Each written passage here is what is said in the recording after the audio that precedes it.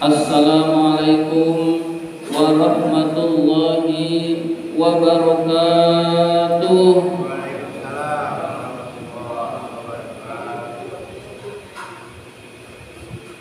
Alhamdulillahi rabbil alamin wa bihi nasta'in ala umurid dunya waddin. Wassalatu wassalamu ala asyrafil anbiya'i wal mursalin sayyidina wa maulana Muhammadin wa ala alihi wa sahbihi ajma'in. Rabbi shrah li sadri wa yassir li amri wahlul 'uqdatam min lisani yafqahu qawli, amma ba'du. Bapak-bapak hadirin jamaah salat maghrib Masjid Al-Amin yang dimuliakan oleh Allah Subhanahu wa ta'ala. Puji syukur marilah senantiasa kita panjatkan kehadirat Allah Subhanahu wa ta'ala yang tidak henti-hentinya memberikan nikmat-nikmatnya kepada kita semua. Antara lain kita masih tetap diberi nikmat iman, nikmat Islam, nikmat kesehatan, dan nikmat panjang umur, sehingga kita dapat menjalankan perintah-perintahnya, yaitu sholat maghrib berjamaah dan dilanjutkan dengan menuntut ilmu di jalan Allah. Salawat dan salam semoga Allah limpahkan pada junjungan kita baginda Nabi besar Muhammad sallallahu alaihi wasallam beserta para keluarganya, para sahabatnya, dan kepada kita sebagai pengikut ajarannya. Marilah kita awali taklim kita dengan bersama-sama membaca surat Al-Fatihah ila hadratin Nabi Mustafa Rasulullah sallallahu alaihi wasallam wa ila muallifi hadzal kitab Asy-Syaikh Al-Imam Barakatil Anam Abdullah Ta'alawi Al-Haddad rahimahullah, nafa'anallahu bihi wa bi 'ulumihi fid dharain amin. Al-Fatihah. A'udzu billahi minasy syaithanir rajim. Bismillahirrahmanirrahim. Alhamdulillahi rabbil alamin. Ar-Rahmanir Rahim. Maliki yaumiddin. Iyyaka na'budu wa iyyaka nasta'in. Ihdinas siratal mustaqim. Siratal ladzina an'amta 'alaihim ghairil maghdubi 'alaihim waladdallin. Amin. Dan marilah kita lanjutkan dengan bersolawat kepada Rasulullah sallallahu alaihi wasallam. Mudah-mudahan kita termasuk orang yang mendapatkan syafaat dari beliau pada hari kiamat nanti, dan mudah-mudahan majelis taklim kita ini senantiasa diberkahi oleh Allah Subhanahu wa ta'ala. Ya Rabbi bil Mustafa balligh maqasidana waghfir lana ma madha ya wasi'al karami.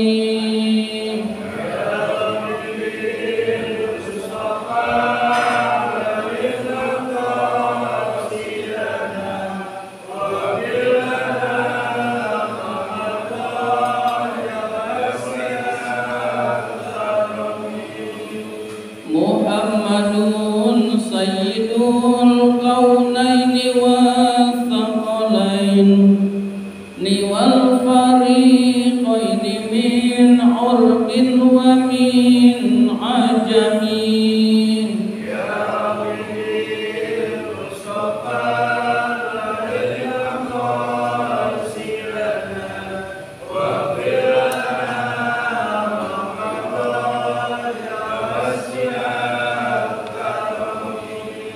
Maulaya salli wa sallim daiman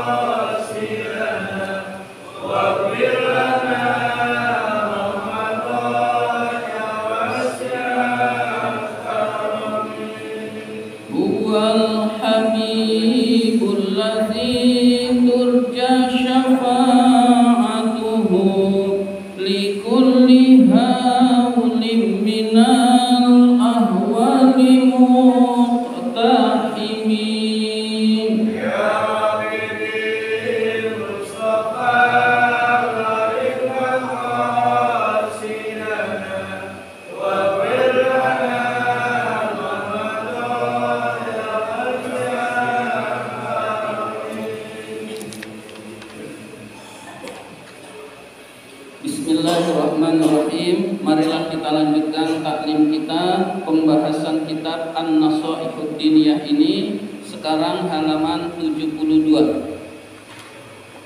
Halaman 72 baris kelima.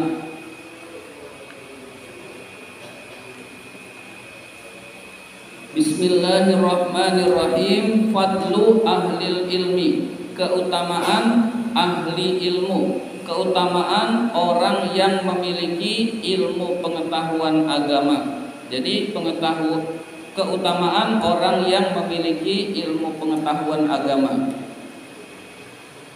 Wa ammal ittisa'u, adapun memperluas, fi ulumid diniyati an-nafi'ati, di dalam ilmu agama yang bermanfaat. Jadi seseorang memperluas ilmunya, mendalami agamanya, ilmu agama yang bermanfaat. Wal istiqsaru, memperbanyak, minha, ilmu agama tersebut. Wasyadatu, terus menerus menambah, ala qadril hajati, di atas ukuran kebutuhan, di atas ukuran kebutuhan yang wajib. Jadi dia menuntut ilmu agama yang wajib, ilmu-ilmu yang wajib sudah dia pelajari semuanya.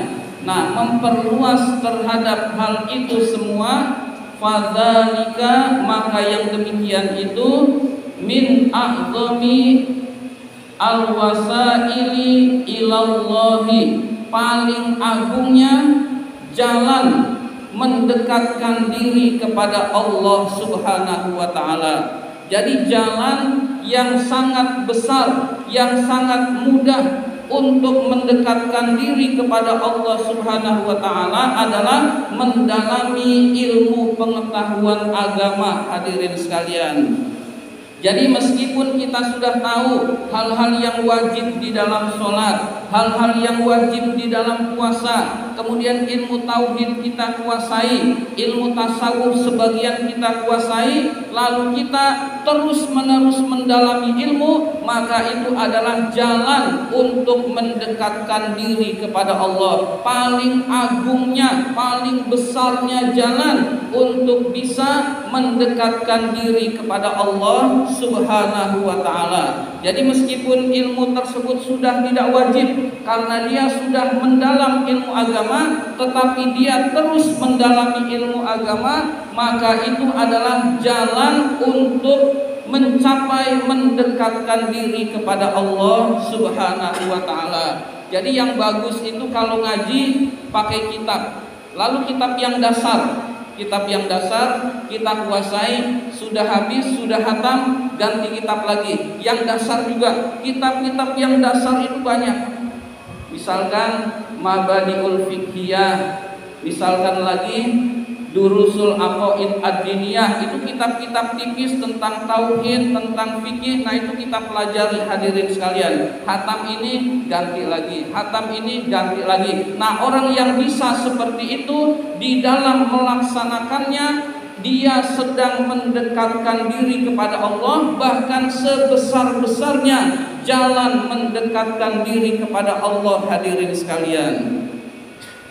Wa afdalil fadaili, seutama-utamanya keutamaan, indallahi, di sisi Allah Subhanahu wa ta'ala. Jadi keutamaan yang paling utama adalah mendalami ilmu pengetahuan agama, hadirin sekalian. Mari kita berusaha, berniat untuk mendalami ilmu pengetahuan agama kita, hadirin sekalian. Mendalami ilmu agama itu enggak ada habisnya, hadirin sekalian. Meskipun tiap hari kita belajar, hadirin sekalian, maka ilmu kita masih tetap setetes dibandingkan dengan lautan yang sangat luas, hadirin sekalian. Imam Syafi'i pernah berkata, semakin saya mendalami ilmu pengetahuan agama, maka semakin terasa kebodohan saya, hadirin sekalian. Itu kata Imam Syafi'i hadirin sekalian, dia terus mendalami ilmu agama, makin terasa kok saya ini bodoh sekali, banyak yang belum mengerti hadirin sekalian. Maka hendaklah kita terus-menerus mendalami ilmu pengetahuan agama hadirin sekalian. Kalau dilakukan dengan penuh kecintaan itu ringan hadirin sekalian. Kita lakukan dengan penuh kesenangan. Seperti kita melakukan hobi hadirin sekalian, maka itu terasa ringan. Orang yang hobinya lari pagi, meskipun lari pagi itu berkeringat hadirin sekalian, capek, lelah, letih, nggak berasa karena diliputi oleh kesenangan lari pagi hadirin sekalian. Misalkan orang yang hobinya senam, meskipun senam itu capek hadirin sekalian, dia senang saja hadirin sekalian meskipun capek karena hobinya itu dilakukan dengan kesenangan hadirin sekalian. Begitu juga bersepeda, begitu juga aktivitas-aktivitas lain yang dilakukan dengan kesenangan itu tidak terasa hadirin sekalian. Nah, menuntut ilmu juga seperti itu hadirin sekalian. Kita cinta ilmu, maka menuntut ilmu itu tidak terasa berat hadirin sekalian bagi orang yang mencintai ilmu hadirin sekalian. Jadi mendalami ilmu pengetahuan agama adalah sebesar-besarnya pendekatan diri pada Allah dan seutama-utamanya keutamaan di sisi Allah Subhanahu wa taala. Walakinna, tetapi ma'al ikhlasi, disertai dengan keikhlasan. Jadi menuntut ilmunya, mendalami ilmunya harus ikhlas hadirin sekalian. Salah tujuan tidak tercapai mendekatkan diri pada Allah.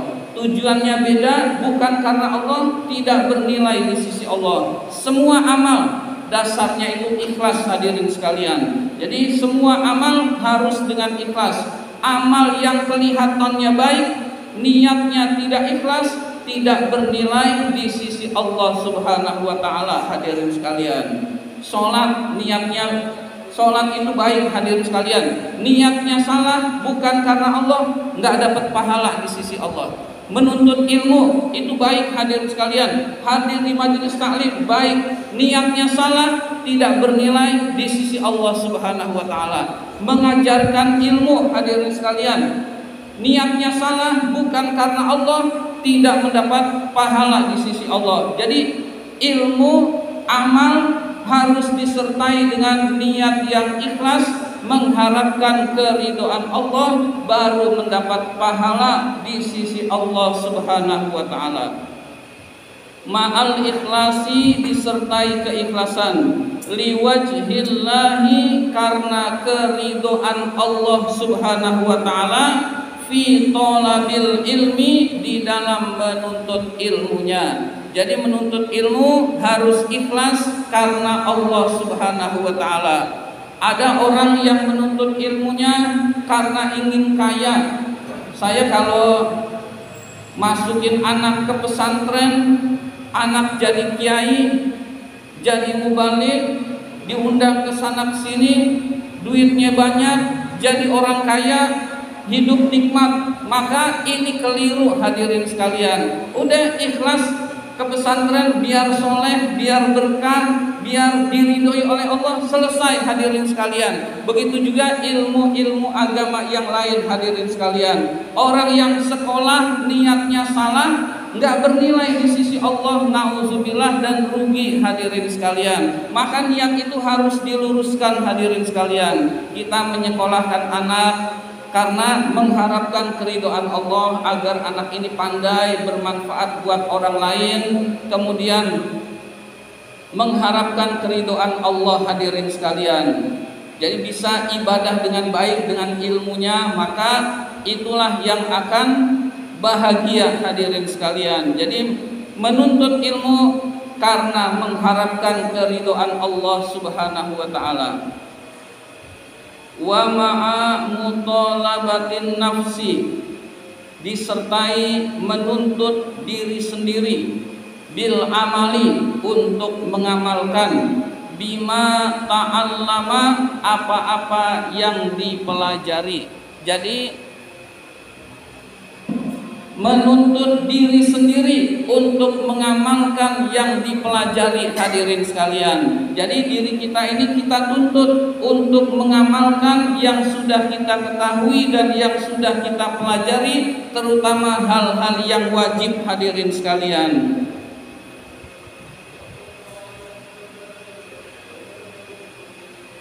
Wa ta'limihi, dan mengajarkannya. Kalau bisa mengajar, mengajarkannya.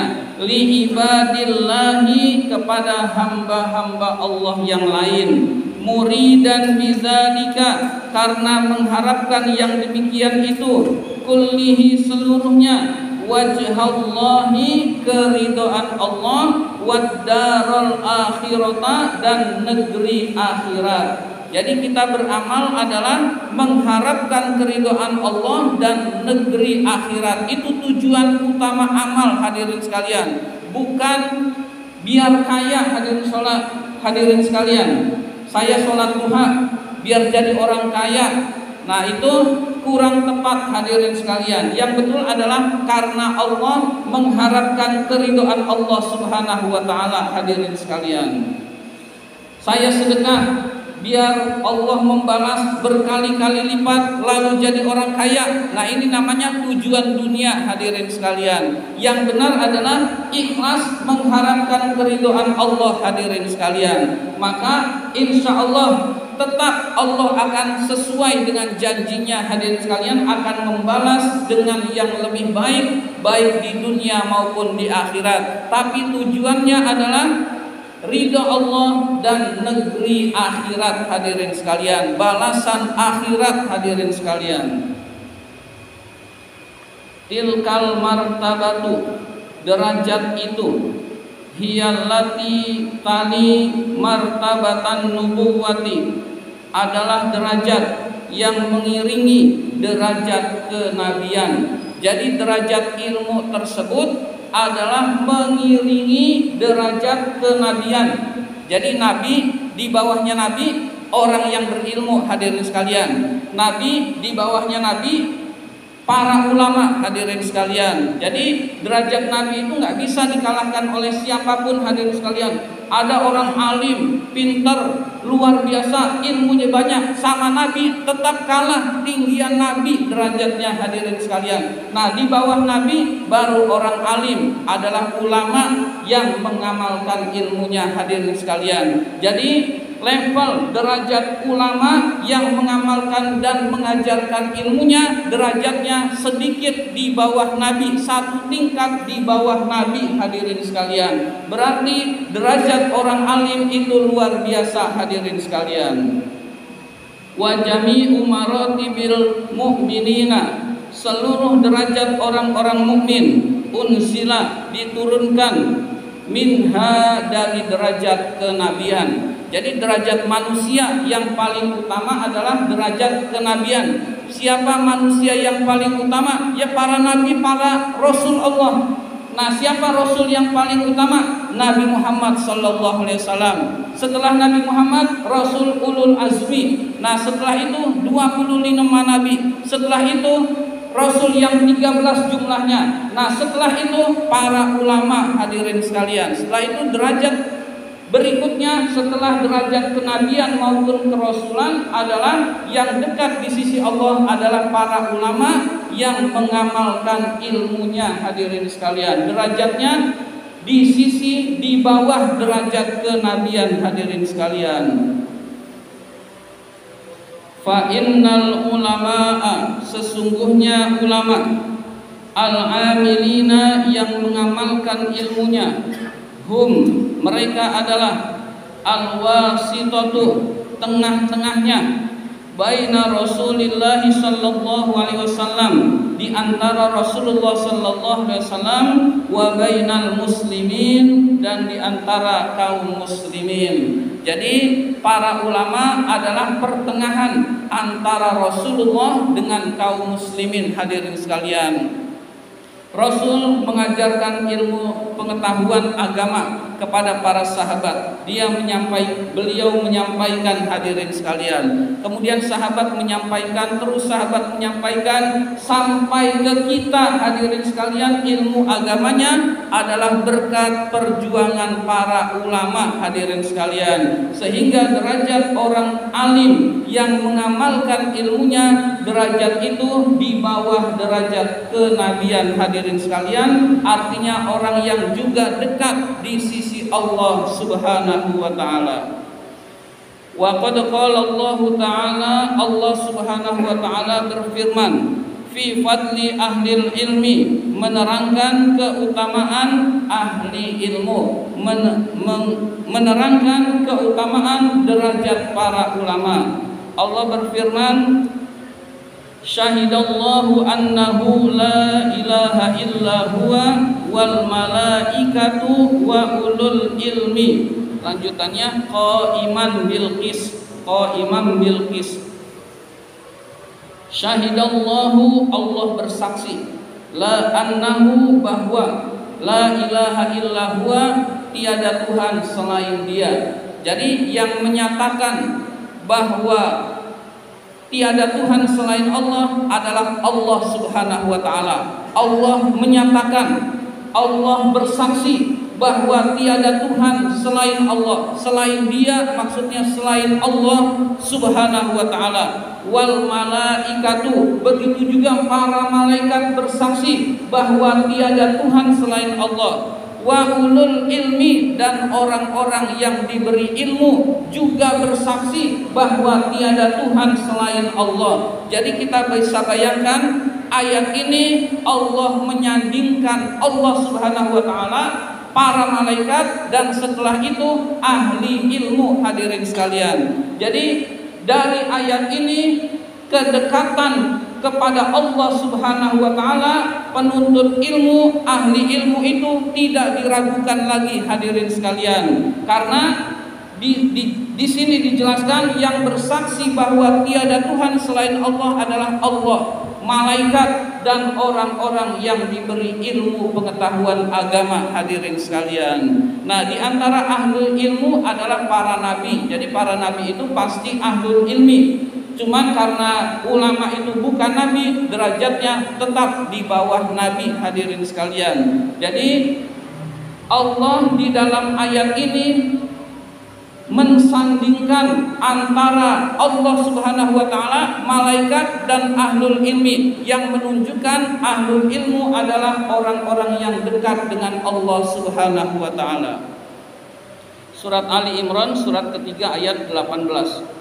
Fanzur, maka perhatikanlah, kaifa qarranahum, Allah menyandingkan mereka ma'al malaikatihi, bersama malaikat-malaikatnya, fis syahadati, di dalam bersaksi, ala tauhidihi, di dalam mentauhidkan Allah, wa qiyamihi, dan menegakkan bil qisti, keadilan. Wahwa, yang dimaksud dengan al-qisti adalah al-adlu, keadilan. Jadi orang-orang yang berilmu adalah cirinya bersaksi bahwa tiada Tuhan selain Allah, dan dia selalu berbuat adil, hadirin sekalian. Jadi ciri orang yang berilmu, hadirin sekalian, pendapatnya adil, tingkah lakunya adil, hadirin sekalian. Tidak seperti zaman sekarang, hadirin sekalian. Ulama ngomong mengkritik pemerintah langsung cepat ditangkap, hadirin sekalian. Cepat diproses, cepat ditangkap, cepat masuk penjara, hadirin sekalian. Nah, penista-penista agama yang dilaporkan, hadirin sekalian, banyak, hadirin sekalian, banyak sudah dilaporkan.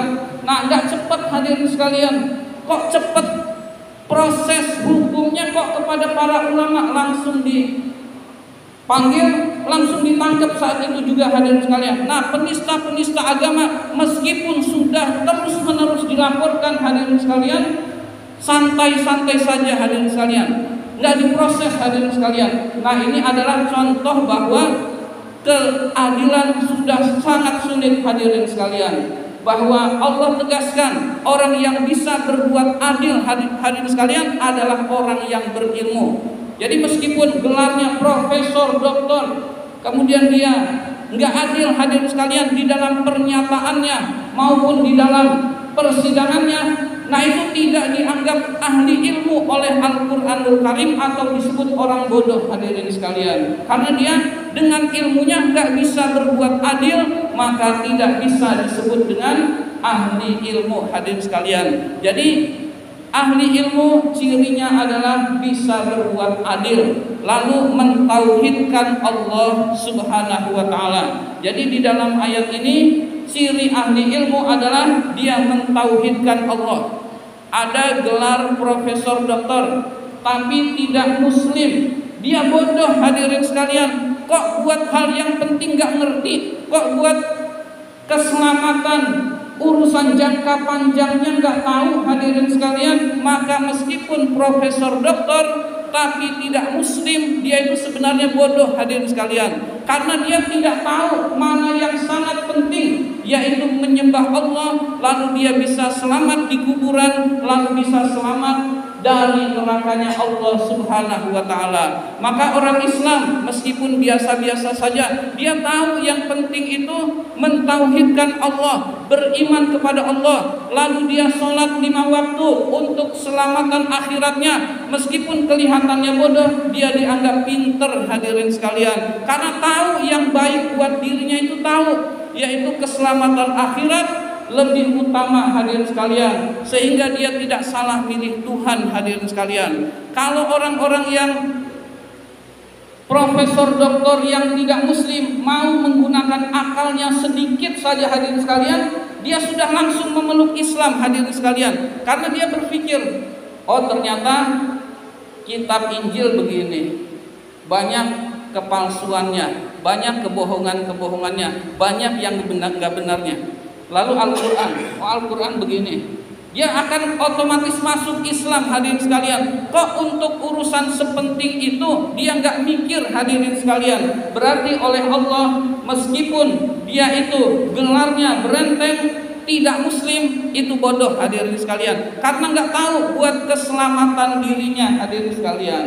Lalu jadi ciri daripada orang berilmu adalah mentauhidkan Allah dan bisa berbuat adil hadirin sekalian. Jadi bisa berbuat adil hadirin sekalian.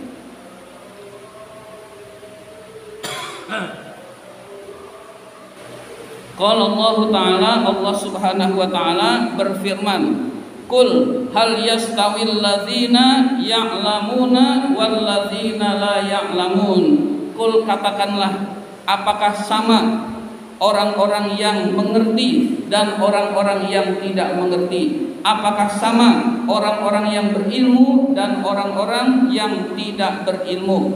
Maksudnya adalah yaitu la yastawuna, tidak sama, la fid dunya wala fil akhirah, di dunia dan juga di akhirat. Jadi orang yang berilmu dan orang yang tidak berilmu tidak mungkin Allah samakan, baik di dunia maupun di akhirat. Orang yang berilmu Allah kasih derajat di dunia, lebih-lebih di akhirat. Dan orang yang tidak berilmu tidak akan diberikan derajat di dunia, lebih-lebih di akhirat hadirin sekalian.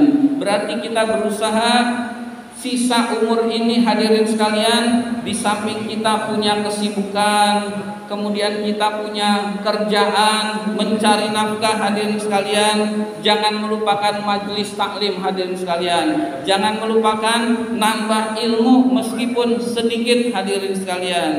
Ya, di YouTube itu ilmu-ilmu agama banyak hadirin sekalian, tinggal kita pengajian yang mana kita dengarkan hadirin sekalian, lalu kita dengarkan lagi rutin, maka ilmu kita akan terus menerus bertambah hadirin sekalian.